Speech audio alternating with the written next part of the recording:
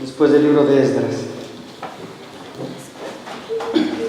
Este libro es hermoso, es un libro que habla bastante de lo que Dios permitió tanto en Nehemías y en Esdras para restaurar la ciudad, los muros y el templo. El Señor había escogido la vida de este hombre con el propósito exclusivo de restaurar la muralla y la ciudad. En el capítulo 1 dice que él recibió noticias de que tanto la muralla como la ciudad, sí, estaban en escombros, y tuvo gran dolor, hizo ayuno por algunos días, y después de eso se presentó delante del rey, el cual le concedió no solamente el permiso para que él vaya y haga la obra, sino que también al mismo tiempo le dio todos los materiales para la obra. Pero siempre en la obra de Dios va a haber oposición. Y si nosotros vamos a aplicar este texto bíblico de Nehemías, que hoy vamos a compartir el capítulo 4, a nuestras vidas y a la vida de la iglesia, nos damos cuenta que la principal obra que Dios tiene ahora no es reconstruir un templo físico, ¿sí?, sino reconstruir en cada uno de nosotros un templo espiritual. Porque la palabra de Dios dice en 1 Corintios 6 que nosotros somos el templo del Espíritu Santo. Es decir, Dios no está preocupado en esto. Hermano, yo estoy convencido que a Dios lo que menos le interesa es la estructura de una iglesia, la estructura física. Lo que menos le interesa. Porque el día del rapto, esos muros, esas piedras no se van. ¿Quién se va? Son las piedras vivas. Lo que menos le interesa es eso. Lo que más le interesa al Señor es edificar piedras vivas, es decir, a cada uno de los creyentes, ¿sí? Y esa debe ser la preocupación de una iglesia. Siempre exigirle a su pastor que se predique la Biblia. Si el pastor empieza a irse por un ladito, ¿sí?, advertirle, ¿qué está pasando? ¿Qué está predicando? Advertirle. Porque la obligación del pastor es dar pastos, ¿sí? No es preparar ni salchipapas, ni comidas rápidas, ni comidas tóxicas, ¿sí?, ni postrecitos. Es preparar la palabra de Dios. Es la palabra de Dios, tiene su carga de responsabilidad del pastor y el creyente. O sea, nunca yo leo en la Biblia que Jesús predicaba y toda la gente le felicitaba. Yo no veo. Igual Pablo, Pedro y todos ellos. Es que normalmente la palabra de Dios tiene un efecto confrontador. La palabra de Dios confronta. ¿Por qué? Porque usted y yo sabemos todavía cómo caminamos.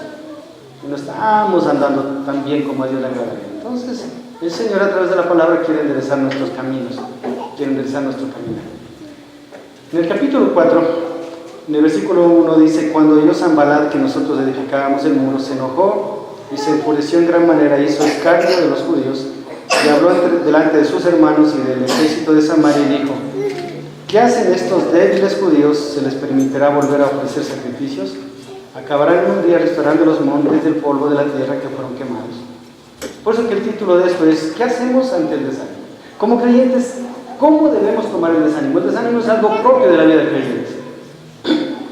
Nadie de nosotros podemos decir que toda la vida en nuestro caminar cristiano hemos estado completamente animados y hemos estado completamente con ganas de hacer las cosas como a Dios le agrada.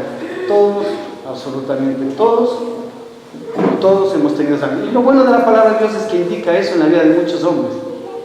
Indica eso en la vida de Isaías, indica eso en la vida de Elías, en la vida de Jeremías, en la vida de David, en la vida de tantos hombres, en la vida de Pedro, del mismo Pablo,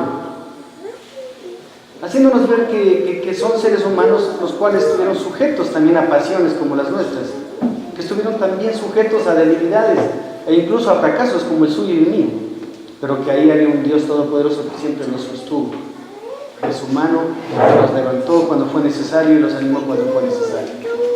Aquí nosotros vemos que la obra comenzó. Empezaron a edificarse los muros. Este hombre Nehemías, con un grupo de personas y muchos hermanos del pueblo de Israel, empezaron a edificar el muro. Pero el momento que se empezó a edificar el muro, ya los enemigos de Israel empezaron a mirar. Sanballat era una persona que era esclavo también en el pueblo de Babilonia, en el reino de Babilonia. Es decir, Sanballat no es que era alguien que era completamente libre. Él, como muchos pueblos conquistados por Nabucodonosor, estaban sujetos al imperio babilónico. Zambalán, los árabes y todos ellos eran esclavos, sino que la manera de conquista de Nabucodonosor fue conquistarlos, pero darles ciertos privilegios. ¿Por qué? Porque sabía que en esa supuesta libertad ellos podían servirle mejor. Y es así Satanás. Satanás al mundo les da ciertos privilegios. ¿Por qué? Porque los tiene contentos. ¿Sí o no? Porque sabe que si no los tiene como ellos, como el corazón del hombre quiere estar, ellos no van a querer seguir en ese sistema del mundo. Entonces, asimismo, Nabucodonosor tenía esa costumbre de coger y a los pueblos que conquistaban ciertos privilegios. Y la misma estrategia la hizo también el Imperio Romano. Fue una estrategia bien parecida a la de Nabucodonosor y el Imperio Babilonio. No fue así el caso de los medo-persas, los cuales casi lo escapaban a destruir. Si usted ve y lee la historia a nivel de lo que es el imperio del mundo con respecto a Israel, va a darse cuenta de eso. Igual tampoco los macedonios, los griegos macedonios, tampoco. Ellos también casi exterminan al pueblo de Israel. Pero en cambio, tanto los babilonios como el Imperio Romano tuvieron esa estrategia. Es decir, te decía, eran esclavos, ¿sí? Les daban ciertos privilegios con la finalidad de que ellos siempre estén contentos y empiecen a adherirse al sistema religioso de los babilonios y por último se confundan con ellos. Por eso, cuando el pueblo de Israel regresa de la cautividad de los 70 años, regresa a Jerusalén, ellos ya no hablaban la lengua hebrea. El hebreo prácticamente se perdió, salvo ciertos hombres, ¿sí?, que tenían todavía esa capacidad de conocer ese idioma. Y la mayoría hablaba otro idioma que era el arameo, ¿sí?, que era después el idioma que fue parte del pueblo de Israel. El hebreo prácticamente casi se perdió. Entonces, en esta situación nosotros vemos a un pueblo que estaba edificando los muros, a la cabeza Nehemías, pero empezó a haber ya oposición. Miren las palabras de Sanballat. Primeramente hizo escarnio, se molestó. Él dijo, ¿cómo? O sea, ¿cómo va a permitir a Nabucodonosor que se restaure otra vez los muros y la ciudad? Y él empezó a hacer un grupo de personas del ejército de Samaria y dijo, ¿qué hacen estos débiles judíos? Miren lo que dice, débiles judíos, ¿por qué se les permite volver a ofrecer sacrificios? Acabarán en un día, restarán de los montones del polvo, las piedras que fueron quemadas. Y estaba junto a él Tobías amonita, ¿sí? Ya no era solamente uno. Si usted se da cuenta, tanto Tobías, que era de un pueblo, como Sanballat, que era de otro, eran enemigos entre ellos. Pero miren, cuando es de oponerse a la obra de Dios, los enemigos se juntan. Los enemigos se juntan. Se juntaron estos dos hombres, y al cual dijo, lo que ellos edifican del muro de piedra, si subiera una sola la derribarán. Es decir, no solamente pasaron a escarnecer, a perseguir, sino también se empezaron a burlar. ¿Qué puede desanimar en nuestras vidas? ¿Las críticas de la gente? Sí. Cuando usted empieza delante de Dios a querer buscar su presencia, su rostro, a querer vivir una vida que le agrade a Dios, siempre va a haber oposición. Cuando usted no haga nada por su vida, cuando usted no haga nada por su relación con Dios, cuando usted esté cómodo viviendo como el mundo quiere que viva, como Satanás quiere que viva, tranquilo, no va a haber oposición. Por eso el Señor Jesucristo, cuando dice en el Evangelio de Juan, en el mundo tendréis aflicción, pero confía en el Señor mundo, estaba diciendo aquel que quiere vivir de manera piadosa. El que quiere vivir de manera piadosa, el cristiano que quiere, así como Nehemías, edificar ruinas y levantar una ciudad y levantar las murallas de la ciudad, va a tener oposición. El cristiano que está cómodo en el mundo no va a tener oposición. Estos hombres se levantan cuando ellos empiezan a edificar las murallas de la ciudad. Antes, nada. Lo mismo sucede. Cuando usted y yo queremos empezar delante de Dios a ser honestos con Él y hacer un inventario espiritual delante del Señor, ¿cómo estoy viviendo? ¿Cómo está mi vida delante de ti, Señor? ¿Estoy agradándote? ¿Estoy cumpliendo los mandamientos? ¿Estoy viviendo como a ti te agrada? En ese momento va a empezar a haber oposición. Antes no, porque antes estamos acoplados al sistema del mundo. Y empezaron a burlarse. Cada vez que usted y yo queramos empezar a vivir una vida como a Dios le agrada, de manera piadosa, va a haber oposición. Seguro va a haber oposición. Estoy convencido de eso, va a haber oposición. La gente se va a levantar. Y se van a levantar gente que antes ni le paraba zona. Yo recuerdo que muchas personas que Dios ha sacado del alcoholismo, de la drogadicción, cuando estaban en el alcoholismo, en la droga, cuando estaban en sus hogares hechos pedazos, la gente decía, pobrecitos. Pero el momento en que el Señor los levantó, los restauró, los perdonó, los limpió, y empezaron a vivir una vida delante de Dios como al Señor le agrada, empezaron a decir, claro que cambiaste de religión, te lavaron el cerebro, y empezaron a decir, ¿por qué? Porque el mundo es así, porque Satanás es así. A Satanás le encanta tener a sus prisioneros presos. Jesús dijo, y tú, le dice a Satanás, a tus prisioneros jamás has dejado libres. Por eso cuando Jesús los liberó, Satanás se levantaba. A Lázaro, antes de ser salvo, a Lázaro nadie le paraba zona. El momento que el Señor lo levanta y él empieza a comer en la mesa del Señor y empieza a causa de él a que muchos judíos se aparten del judaísmo y se acerquen a Cristo, la Biblia dice que querían matarlo. ¿Por qué? Porque ella era testimonio. La obra que Dios ha comenzado en nosotros, dice en Filipenses 1:6, la obra que comenzó en nosotros la perfeccionará hasta el día de Cristo. Esa obra depende de una decisión creyente, firme, de cada uno de nosotros para empezar a vivir la vida que Dios le agrada. Ahí va a haber oposición, ahí va a haber burlas, ahí va a haber escarnios. Mientras tanto no. Mientras tanto no. Porque la luz y la sal tienen valor. La luz cuando es expuesta y la sal cuando tiene sabor. Cuando la luz no está expuesta y la sal no tiene sabor, no tiene valor.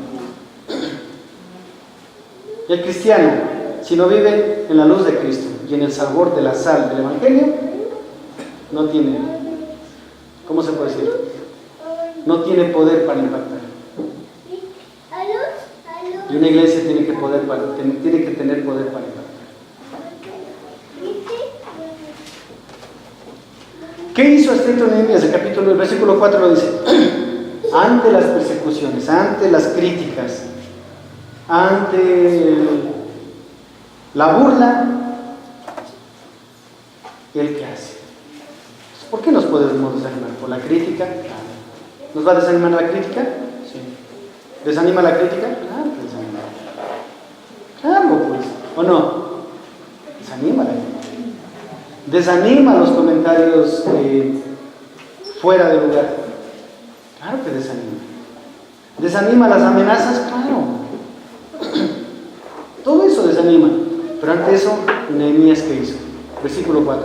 Oye, oh Dios nuestro, que somos objeto de su menosprecio, y vuelve el baldón de ellos sobre su cabeza y entrégalos por despojo en la tierra de su cautiverio.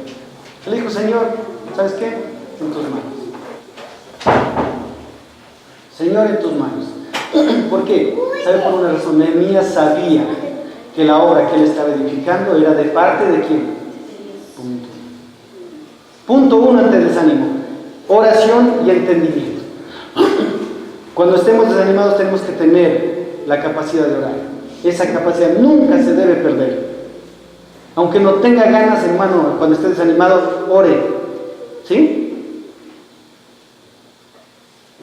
Aunque esté afligido en los momentos de aflicción y desánimo, ore. No deje que la comunicación entre Dios y usted se rompa. Ore.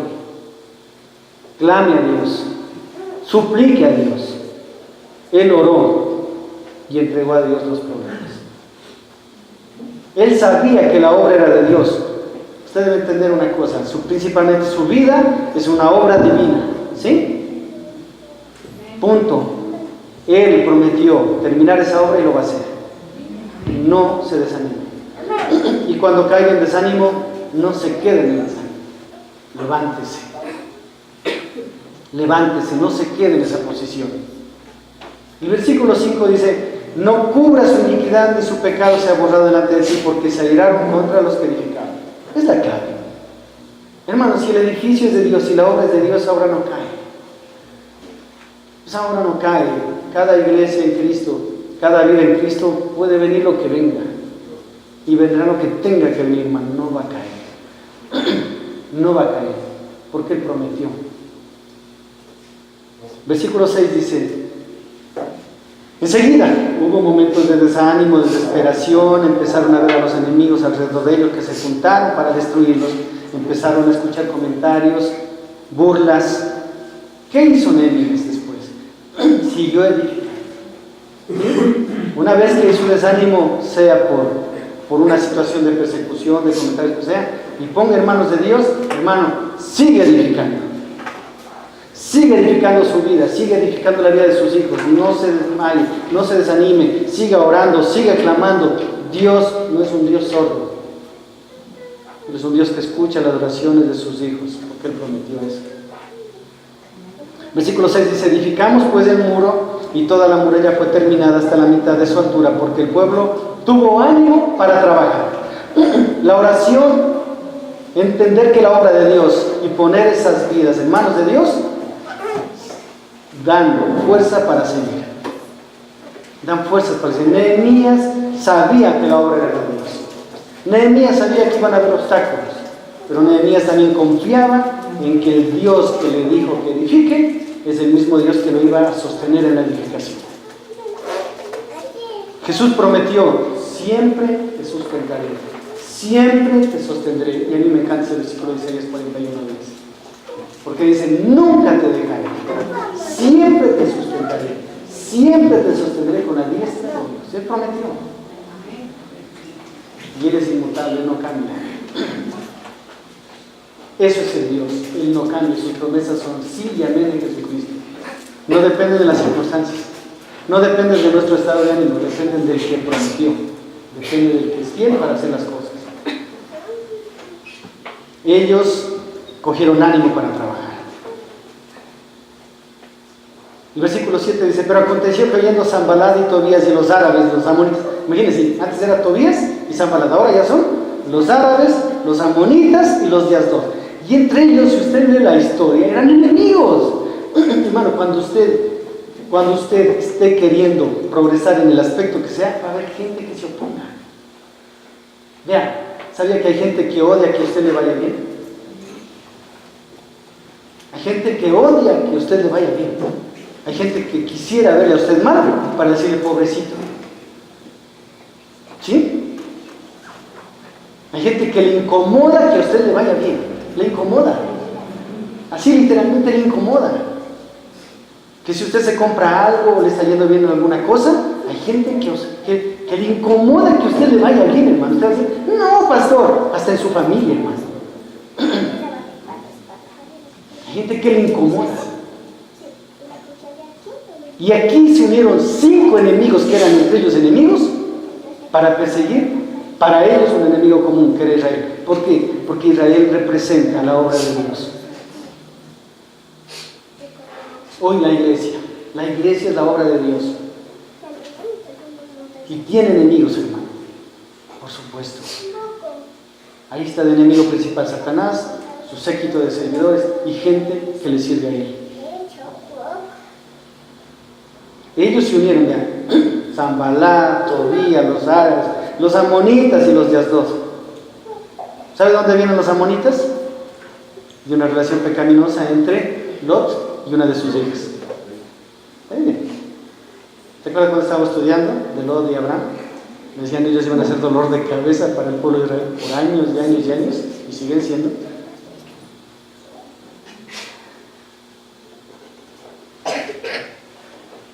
Se unieron. Dice, pero aconteció que oyendo Sanballat, los árabes, los amonitas, Tobías y los de Asdod, que los muros de Jerusalén eran reparados, porque ya los portillos comenzaban a ser cerrados, se encolerizaron mucho. Wow. Cuando Cuando el diablo y los enemigos del pueblo de Dios, de la iglesia y de sus vidas, empieza a ver que su vida empieza a tomar una condición diferente a la anterior.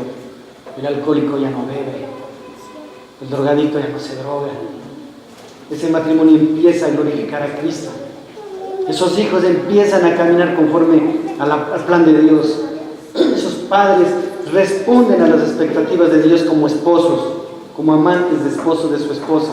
Cuando esas esposas empiezan a ser obedientes y sujetas a Dios y por supuesto a sus esposos, ¿sabe qué sucede?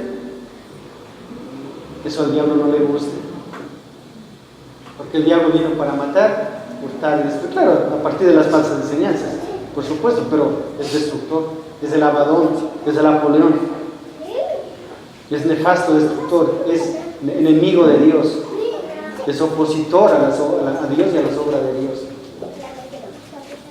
Él se encoleriza, hermano,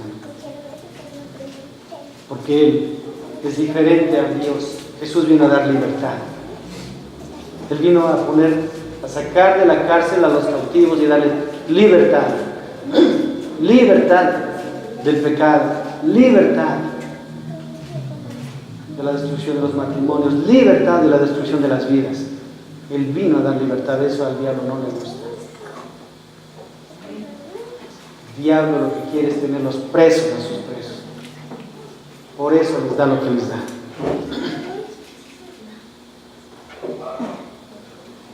Se encolerizaron mucho y conspiraron todos a una para venir a atacar a Jerusalén y hacerle daño. Entonces oramos a nuestro Dios y por causa de ellos pusimos guardas contra ellos de día y de noche. Es decir, ante la persecución, ¿qué hizo Nehemías? ¿Se puso a quejar? No. Él empezó a clamar a Dios: Señor, sabemos que es tu obra. Señor, sabemos que estas vidas, esta ciudad te pertenecen a ti y tú dijiste que la edifiquemos. Señor, ayúdanos. Señor, guíanos. Y empezó a clamar a Dios, pero hizo algo. Es decir, hermano, el cristiano no es cuestión solo orar. La fe bíblica es una fe activa. ¿Sí? Señor, dame trabajo y me quedo en la casa, acostado. No, hermano. Esa fe no sirve para nada. Esa fe es de los demonios. La fe bíblica es una fe que actúa. ¿Sí? No hay trabajo, bueno, oro y voy a buscar. Y confío en que tú vas a abrir una puerta, Señor. Es la fe bíblica. La otra fe es una fe presuntuosa. ¿Sí? Ellos le dice la Biblia: ¿oramos a nuestro Dios? Sí, clave. Y por causa de ellos pusimos guarda contra ellos de día y noche. ¿Saben que los enemigos que Dios permite que haya en nuestras vidas son para que crezcamos espiritualmente? No son para que nos hundamos. Es como miremos. Fueron los 10 espías. 2 tuvieron una mirada correcta, 2 espías, pero los otros 10 no. Los 2 miraron, es verdad, la tierra que fue hecha en él, vieron los gigantes, vieron todo eso, pero dijeron: si Dios prometió, Él nos hará. Los otros, ¿qué dijeron? Nos harán como langosta, nos comerán. Ellos oraron, pero actuaron. Mire la acción. Dice: oramos a Dios y por causa de ellos, de los enemigos, pusimos guardas contra ellos de día y de noche. Hermano, es tiempo de que usted y yo pongamos guardas en nuestra casa. Alarma House Look, ¿cierto? 50 soldados alrededor de la casa para que nos cuiden. Dice que el ángel de Jehová acampa alrededor de los que le temen y los guarda. Guardar es más que defender. Porque para defenderse tiene que tener herramientas. Para guardar, Dios tiene las herramientas.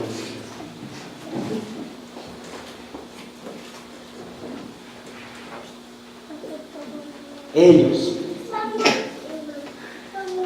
oraron, pero cerraron los muros, pusieron guardas. ¿Qué hicieron? ¿Qué tenemos que hacer los creyentes?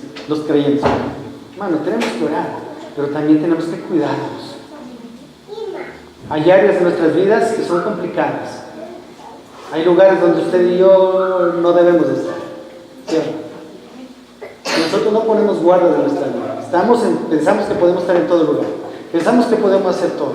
Pensamos que podemos llevar con todo tipo de gente, vamos a caer. Porque esa es la firmeza basada en sus convicciones, no en la convicción del Señor. Un creyente no puede estar en todo lugar. Un creyente no puede ser amigo de todo el mundo. No puede ser amigo de todo el mundo. Es el peor error de los creyentes en este tiempo. Pensar que podemos ser amigos de todo el mundo, llevarnos bien con todos y estar en todo lugar. Error. Eso nos va a llevar a pecar.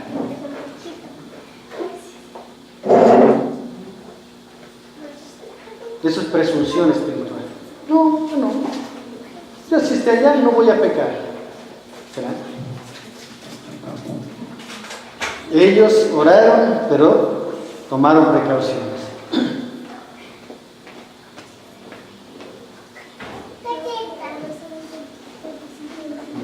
Y de día y de noche. Versículo 10 dice: y dijo Judá, las fuerzas de los acreedores se han debilitado. ¿Qué más puede desanimarnos a más de las persecuciones, las críticas? También el cansancio. El cansancio físico es peligroso. El cansancio físico es peligroso. Hay que darse reposo, hay que aprender a descansar. ¿Sí? El Señor, ¿sabe por qué hizo un día de descanso? No por Él, sino por nosotros. Por nosotros. El cuerpo humano se cansa, se agota. Es necesario tomar reposo. Hermano, no es necesario trabajar como locos. Yo he aprendido en la vida esto, que hay que trabajar lo necesario. Porque Dios, haciendo las cosas como le agrada, lo que le puede proveer en una semana, Dios le puede proveer en una hora. Pero haciendo las cosas como Dios manda, en una hora le puede proveer. Es cuestión de trabajar como locos y descuidar las cosas de Dios y descuidar a la familia, descuidar a la esposa. Eso no se debe hacer. Hermano, si un ministro de Dios se saca el aire en la obra de Dios y descuida a su esposa y a sus hijos, es peor que impío.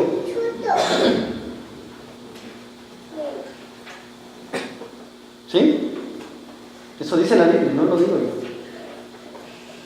Eso dice la palabra de Dios. Por eso, hermano, la iglesia que ya está algún tiempo con nosotros sabe. Para mí, mi prioridad primero es Dios, después mi esposa y mis hijos. Pero pastor, la iglesia sí tiene una prioridad, pero no puede estar por encima de mi familia. Nunca.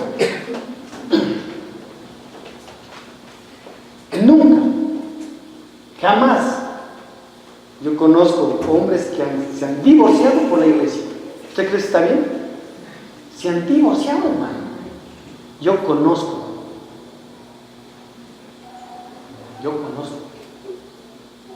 A mí no me han contado, conozco. No voy a dar nombres. Es ilógico eso. Primero, Dios estableció un orden.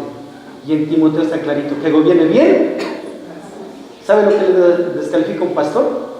Una sola cosa. Que no tenga a su esposa, a sus hijos en orden. Se acabó. No sirve. Fuera. No sirve. ¿Qué consejo puede recibir usted de mí si mi matrimonio está desorganizado? ¿Qué autoridad tengo yo para decirle cómo debe amar a su esposa? ¿Cómo debe honrarla si no lo hago con él?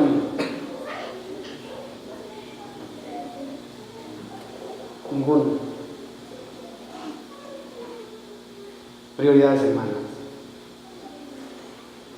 Primero es Dios, después su esposa. Maridos deben cuidar a su esposa, deben proveerle todo.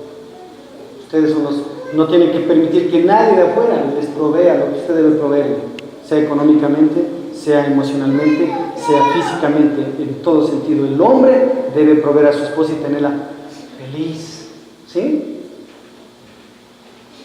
Si Dios le pregunta a su esposa, ¿cómo te sientes con tu marido? Su esposa, ¿qué le contestaría? ¿Sabe que eso debe preocuparnos como maridos? Debe preocuparnos, y seriamente lo digo. Porque esa es la clave espiritual delante de Dios.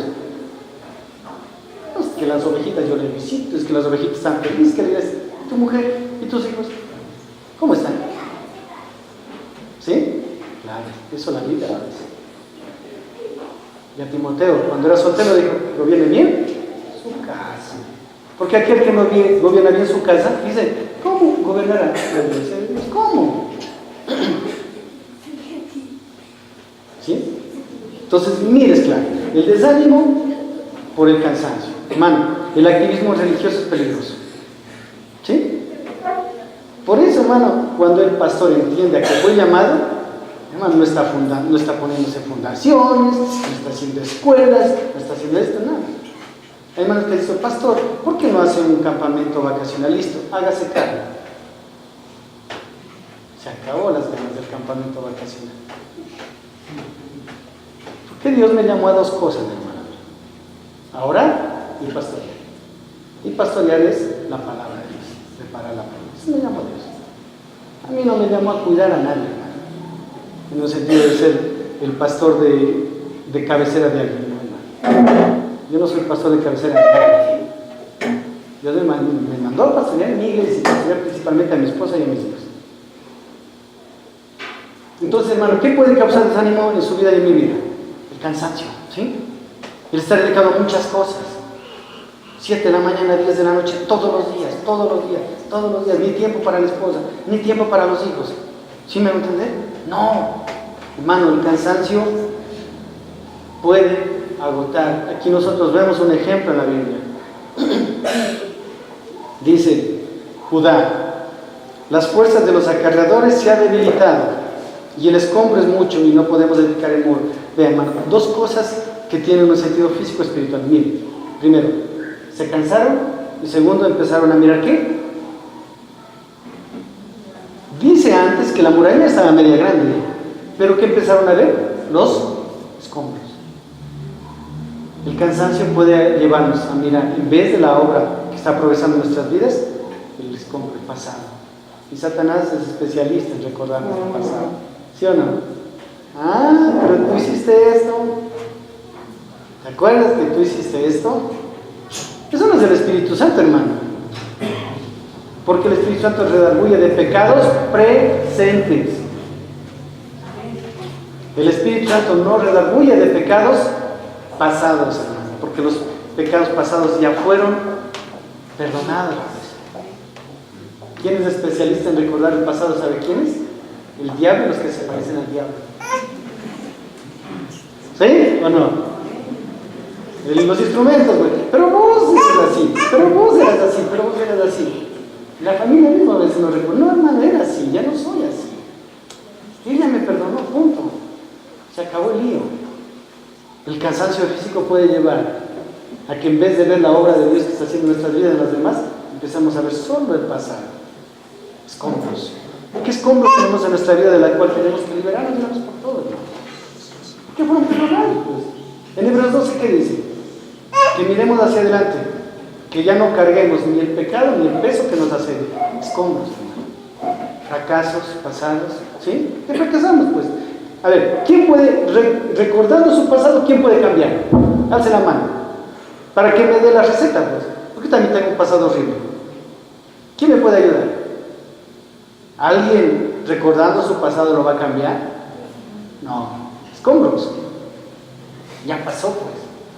Es lo lindo de la Biblia, es lo lindo de nuestro Dios. Eclesiastés dice, el pasado ya pasó y Él hace todas las cosas nuevas.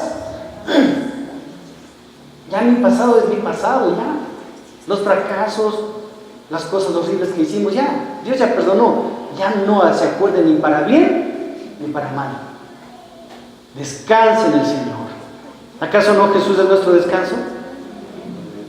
Él es nuestro sabbat, no es como los adventistas, que solo se preocupan que tienes que respetar el sábado.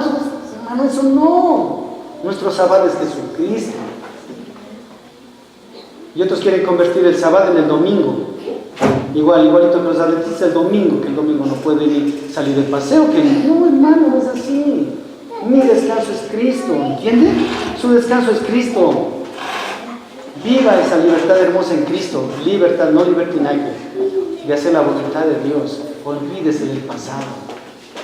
camine hacia adelante. Ellos, a causa del cansancio físico, se desanimaron. En vez de ver la obra que Dios estaba haciendo, pasaron a ver los escombros. Los escombros, ¿qué hay que hacer con los escombros? Botarlos, hermano. ¿Alguien ha remodelado la casa alguna vez? Aunque sea el cuartito del baño. ¿Usted deja los escombros bonitos ahí? A montones bonitos, quedan bien bonitos, se baña con esto. No, ¿usted qué hace con los escombros? Se bota. Igual, si hay escombros en nuestra vida, botemos. ¿Sí? Eso se va a la basura. Si a Dios, esos escombros ya Dios no se acuerda. A veces nosotros todavía acordándonos del pasado. No, man. Ellos estaban cansados, los alrededores se debilitaron sus fuerzas y miraron el escombro. Y dijeron, y el escombro es mucho y no podemos edificar el muro. ¿Era verdad eso? Posiblemente el escombro estaba al lado de los muros. ¿Qué tenía que hacer antes de seguir edificando? ¿Qué dice? Coger, botar los escombros. Porque si estaban ahí al lado de los muros, tocaba botar los escombros y seguir edificando. Igual, hermano, bote los escombros de su vida y siga edificando para la gloria de Dios. Si usted con eso se queda esta mañana, suficiente. Acaba la prédica y vamos a la cena. ¿Sí? Quédese con eso en su corazón. Si hay escombros en su vida y en mi vida, solo hay dos cosas: botarlos, pero para seguir edificando sobre la roca que es Cristo. Amén. Versículo 11 dice: nuestros enemigos dijeron, no sepan ni vean hasta que entremos en medio de ellos y los matemos y hagamos cesar la obra. Había otra amenaza. Es decir, ya no solamente eran comentarios, ¿sí o no? Ya no solamente eran amenazas, ya no solamente eran críticas, ya no solamente eran los escombros, el cansancio físico, el desánimo por eso, sino que ya empezaron a haber amenazas de muerte. ¿Sí o no? Matemos, entremos entre ellos y los matemos y hagamos cesar la obra. Ante eso, ¿qué tenemos que hacer como creyentes? Versículo 12 dice: pero sucedió que cuando venían los judíos que habitaban entre ellos, nos decían hasta 10 veces: de todos los lugares de donde volvierais, ellos caerán sobre nosotros. Es decir, ya no solamente era la amenaza externa, los comentarios, las amenazas de muerte, sino también empezó el desánimo entre ellos. Mi hermano, ¿saben lo triste dentro de la iglesia? Es que a veces los propios cristianos nos desanimamos entre nosotros.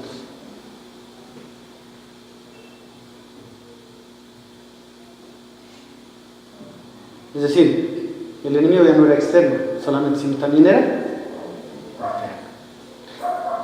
¿Cómo podemos aplicar en nuestras vidas? El enemigo no solamente ya es Satanás, ya no solamente es el mundo, también comenzamos a cometer nosotros mismos. Cuando el creyente empieza a creerse cosas que no son, es peligroso. Es que no sirves, es que no vales para nada, es que ha sido esto, aquello. Lo más triste es cuando un cristiano empieza a convencerse de esa mentira del diablo. Eso no es de Dios. Eso nunca puede ser de Dios. Pregunta: ¿nos servimos? ¿Es verdad eso? Falso. ¿Somos peor que gusanos? ¿Es verdad eso? Falso. ¿Dios no va a hacer nada con nosotros? ¿Eso es verdad? Falso. ¿Qué dice la Biblia? Yo por eso voy a la Biblia. ¿Qué dice la Biblia? Que soy real sacerdocio, nación santa, pueblo adquirido por Dios. ¿Se da cuenta de lo que soy para Dios? Entonces, ¿a quién debo creer? ¿Al enemigo interno que a veces tengo, a mi yo propio, que a veces me quiere desanimar y hacer pensar que no sirvo para nada? No. ¿A quién le creo? A Dios. Yo no estoy dándole una charla de motivación, le estoy diciendo lo que la Biblia dice. Él prometió estar conmigo, estar con usted hasta el final de los tiempos. Punto. Es que eso es Dios. Si Dios trabaja en nosotros independientemente de nosotros, si Él trabajara dependiendo de nosotros, hermano, ¿hasta dónde podría avanzar Dios con nosotros? Un día, 2 días, Él trabaja independientemente de nosotros. ¿En qué sentido? En que Él prometió terminar una obra en nosotros y Él lo hará. Y lo hará. Y lo cumplirá porque Él es fiel. ¿Sí? Pero no hay que convencerse de las mentiras que a veces empezamos a creer nosotros que vienen de otro lado, de los enemigos internos. Pero sucedió cuando venían los judíos que habitaban entre ellos, nos decían hasta 10 veces, de modo los lugares donde volvieres ellos caerían sobre nosotros. Vea, versículo 13, claro. Entonces por las partes bajas del lugar, detrás del muro y en los sitios abiertos, puse al pueblo por familias. ¿Por qué ya por familias? ¿La familia qué significa? Simbólicamente, ¿qué podría significar? ¿No significa comunión? ¿Sí o no? Antes eran, si se da cuenta, eran soldados, eran por acá, ahorita ya eran familias. Y se da cuenta que dice por las partes bajas. En la Biblia, en Eclesiastés, dice que hay que tener cuidado con las pequeñas zorras, porque ellas dañan el viñedo. ¿Sí? A veces nos preocupamos de las cosas gruesas de nuestra vida, pero hay cosas pequeñas en nuestra vida que pueden estar comiendo nuestra relación con Dios. ¿Sí? En la mañana ya no oro lo suficiente. Empecé a dejar de leer la Biblia. Empecé a dejar de meditar en la palabra de Dios. Y esas cositas, esos pequeños descuidos, tarde o temprano traen grandes desastres espirituales. Ningún cristiano cae en cosas graves de una sola. Eso no existe. Ningún cristiano cae en pecados gravísimos de un rato a otro. Primero ha empezado a haber un pequeño deterioro espiritual. ¿Sí? Poquito a poquito se va deteriorando la relación con Dios. Poco a poco. ¿Sí? La columna se debilita, cae. Tenemos que tener cuenta de esos pequeños detalles en nuestra relación con Dios. Ya no voy a la iglesia, ya no voy a la reunión de oración, ya dejé de orar todos los días, empecé a orar solamente una vez a la semana, ya casi no leo la Biblia todos los días. ¿Sí? Eso va sumando, poquito a poquito, el rato menos pensado, ¡pum!, un desastre espiritual. Entonces, ¿qué tenemos que hacer? Miren, Nehemías dijo, entonces por las partes bajas del lugar detrás del muro y en sitios abiertos puse al pueblo por familias. Comunión, orar unos por otros, apoyarse unos a otros, con sus espadas y con sus lanzas y con sus arcos. Después miré y me levanté y dije a los nobles y a los oficiales y al resto del pueblo: no temáis delante de ellos, acordaos del Señor grande y temible, y pelead por vuestros hermanos, por vuestros hijos y por vuestras hijas y por vuestras mujeres y por vuestras casas. Y cuando oyeron nuestros enemigos que lo habíamos entendido y que Dios había desbaratado el consejo de ellos, nos volvimos todos al muro, cada uno a su tarea. Punto final para terminar esta predicación. Hermanos, la iglesia tiene que tener comunión. Su familia tiene que tener comunión. Si no hay comunión entre nosotros, si no hay comunión en las familias, hermanos, vamos a ser presas de ataques. ¿Sí? Si alguien habla mal de la congregación y usted solamente le escucha y no dice nada, su silencio está otorgando. Su silencio es cómplice de eso. Solo su silencio ya es cómplice de eso.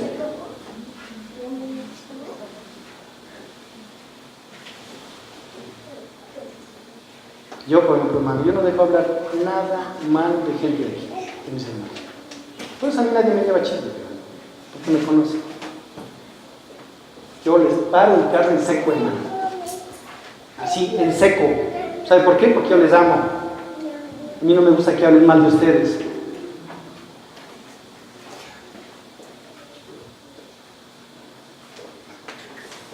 Que las personas que han cometido el error de ir a mí decirme cosas mal de usted, yo les paro en seco, hermano.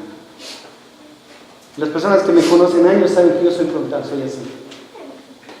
No me permito que hablen mal de mi congregación, hermano. No me permito. ¿Cómo así? Es mi familia. Por último, cualquier diferencia aquí la arreglamos entre nosotros. ¿Sí o no? Entre nosotros. Nos decimos las cosas y en amor nos perdonamos si es necesario. Yo no permito que hablen mal de ustedes, hermano.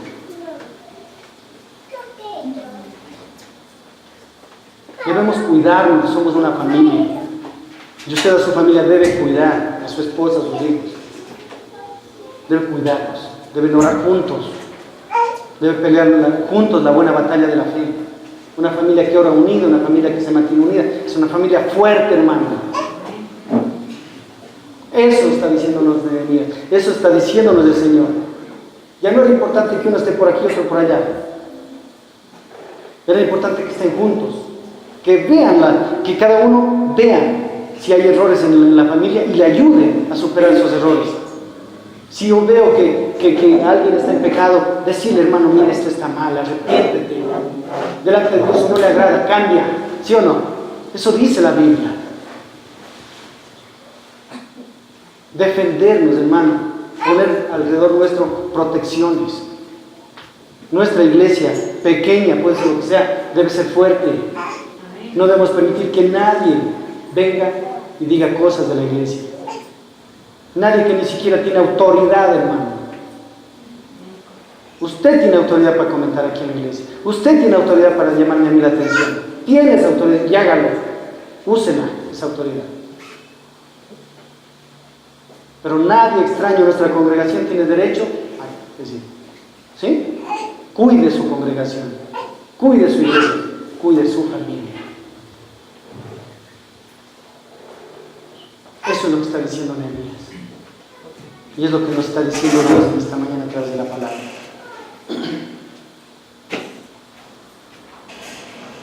Entonces, una vez que los enemigos entendieron que ellos estaban claros con el Señor, que tenían un Dios todopoderoso y fuerte que está en medio de la obra, todos volvieron a la obra y cada uno a su tarea. Qué lindo, hermano. Yo tengo que hacer mi tarea como pastor. Usted tiene que hacer su tarea como creyente. ¿Yo tengo obligaciones con la iglesia? Claro. ¿Usted tiene obligaciones con la iglesia? No. ¿Ah, sí tiene? Hágalo. Dios un día le va a demandar de ellas. Hágalo, hermano, por su bien. Porque un día Dios le va a demandar de los talentos que le dio y usted no los usó. ¿Sí me hago entender? Un día, hermano, al que tuvo 5 y le dio 10, al que tuvo 3 y le dio 6, Dios le dio recompensas. Al otro le quitó, hermano, y le dio al que tenía más. Vive el socialismo del siglo XXI. ¿Socialismo es eso? No. Eso es justicia. Dios no es socialista, hermano.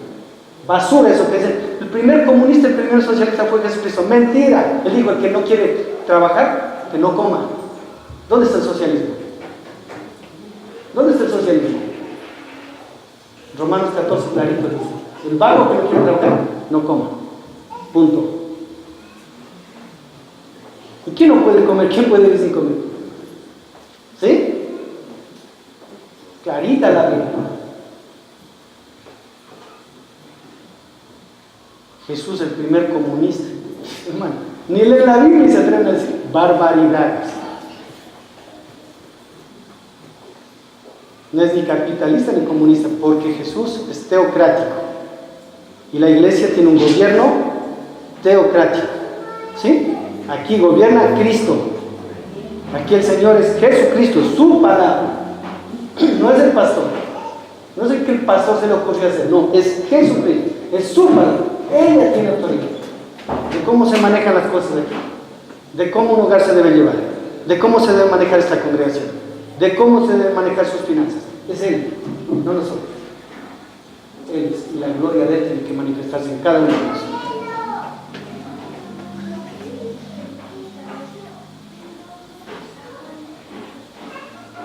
Me quedo ahí, algún rato de completar esto. ¿Qué puede desanimarnos? ¿Críticas? Sí. ¿Comentarios negativos? Claro. ¿Amenazas? Claro. Pero también el cansancio físico.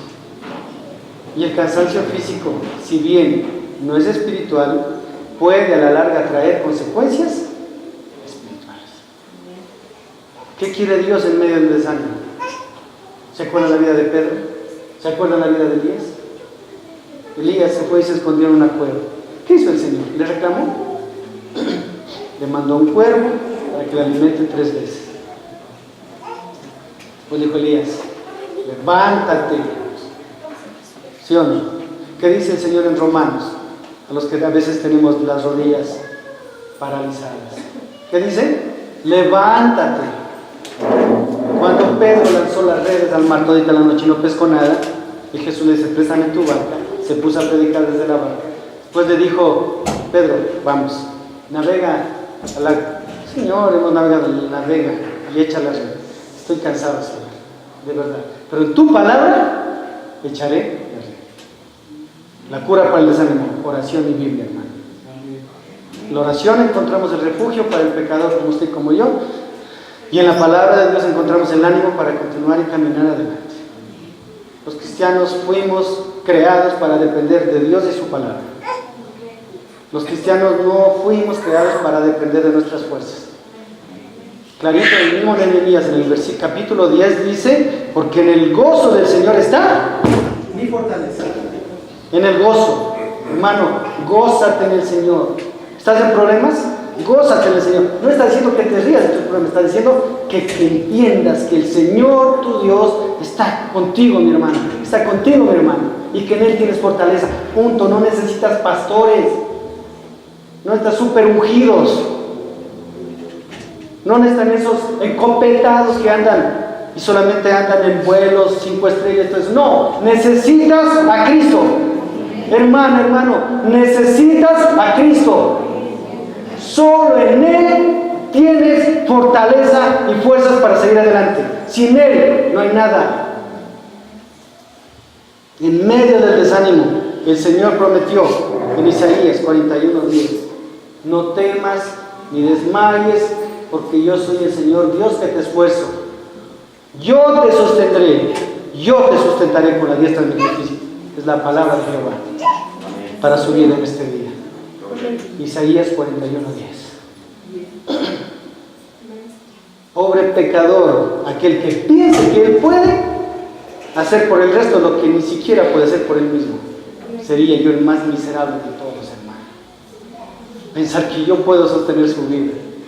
Gloria a Dios que el Señor nos ha enseñado que quien sostiene nuestras vidas es Él. El alto y sublime Jehová, el que habita, dice la palabra de Dios, en lugares inaccesibles. El que te dice, no temas, yo soy tu Dios que te sostengo. Gloria a Dios, póngase de pie.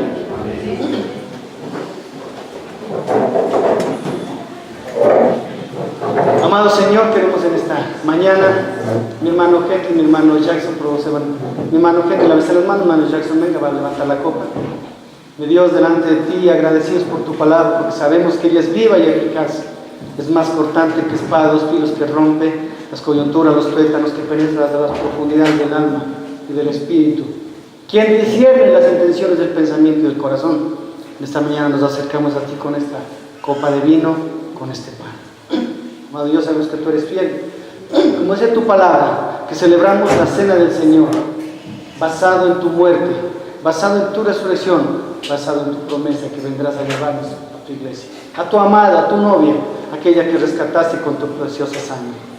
La palabra de Dios santa y perfecta dice en la primera carta del apóstol Pablo a los Corintios: porque yo recibí del Señor lo mismo que también a vosotros he enseñado, que el Señor Jesús, la noche que fue entregado, tomó pan y lo levantó, y dando gracias lo partió y lo dio a sus discípulos diciendo: comed, este es mi pan que por vosotros es partido. Gracias te damos, Señor, por este pedazo de pan, símbolo de tu cuerpo que un día fue partido por cada uno de nosotros, por ese cuerpo que fue entregado en la cruz por nuestras iniquidades y maldades. Lo partimos. Agradecimiento en tu nombre, en nombre de Cristo Jesús. Ya sabe, el hermano va a entregar un pedazo de pan en un lado, un pedazo en el otro, y cada hermano va a coger la porción que pueda llevar a su boca. ¿Sí? Aquellos que están conscientes de que el sacrificio de Cristo fue suficiente para el perdón de sus pecados. Aquel que tenga convicción de que por la muerte de Cristo ya fue perdonado, sírvase del pan. Aquel que no tenga esa convicción, absténgase de servirse del pan. Del mismo modo, una vez habiendo cenado, tomó la copa, la misma que la levantó, y dijo: esta copa es la copa del nuevo pacto en mi sangre. Haced todas las veces que la bebieres en mi nombre. Señor, te damos gracias por la copa de vino, te alabamos, te bendecimos, tú eres santo y perfecto, tú eres grande y único, nuestro Redentor. Queremos, bendito Dios, bendecir esta copa de vino y repartirla entre los hermanos, para después de servirnos el pan, servirnos la copa. Te agradecemos, Padre, en el nombre de Jesús. Amén. Espere que el hermano entregue la copa de vino, y una vez que todos tengamos la copa de vino y el pan, a una sola vamos a celebrar este magno evento. Es un acto sagrado, sacramental. ¿Sí? ¿Por qué? Porque la obra más perfecta que Dios ha hecho no son los cielos y la tierra, no son nuestra vida. La obra más perfecta es cuando Cristo fue entregado en la cruz, porque ahí venció al diablo, ahí venció al pecado, ahí venció la muerte, ahí venció la carne. Y ahí, en ese sacrificio, nos dio vida. Y usted y yo somos resultados de la vida de Dios en Cristo. Usted y yo somos resultados de ese sacrificio hermoso. Usted y yo somos resultados, hermano, de la cosa tan hermosa que ha hecho Dios por nosotros. Como dice la Biblia en Romanos 5:8, ¿qué más Dios muestra su amor para con nosotros? Que aún siendo pecadores, Cristo murió por nosotros. Si hay algún ánimo, alguna situación en su vida, si hay alguna cosa que le esté destruyendo su corazón y su alma, solamente piense una sola cosa: Cristo en la cruz murió por usted. Punto. Cristo en la cruz murió por usted. Que esta verdad absoluta le anime cada día a continuar, a seguir adelante en medio del dolor, de la aflicción, del desánimo, de la carencia, entendiendo que si Él fue nuestro proveedor espiritual, ¿cuánto más, con más facilidad, de nuestro proveedor espiritual? Para Él nada es imposible, hermano. Él en la cruz del Calvario se entregó por nosotros, como dice Isaías 53, como ve, como cordero mudo fue al matadero, no abrió su boca. Y por su sacrificio de este siervo justo, nosotros hoy hemos sido perdonados. Coja la copa, mi hermano, vamos a orar en agradecimiento a nuestro Dios, agradecerle por las bondades de su misericordia y de su amor, por las bondades de su sacrificio, por la grandeza de su misericordia.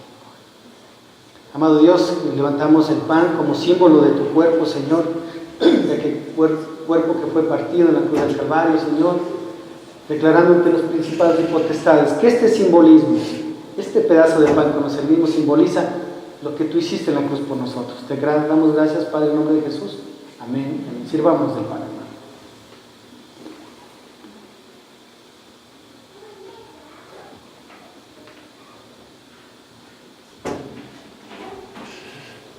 Levantamos la copa, Señor, símbolo de la sangre derramada en la cruz del Calvario, símbolo de la copa del nuevo pacto en tu sangre. Señor, la bebemos recordando que tu sangre fue derramada por nuestros pecados. Te damos gracias, Señor. Sirvámonos de la copa. Porque cada vez que comas de este pan y beban esta copa, la muerte del Señor anunciamos hasta que venga. Maranata, Cristo viene. Gloria a Dios, hermano. Aleluya.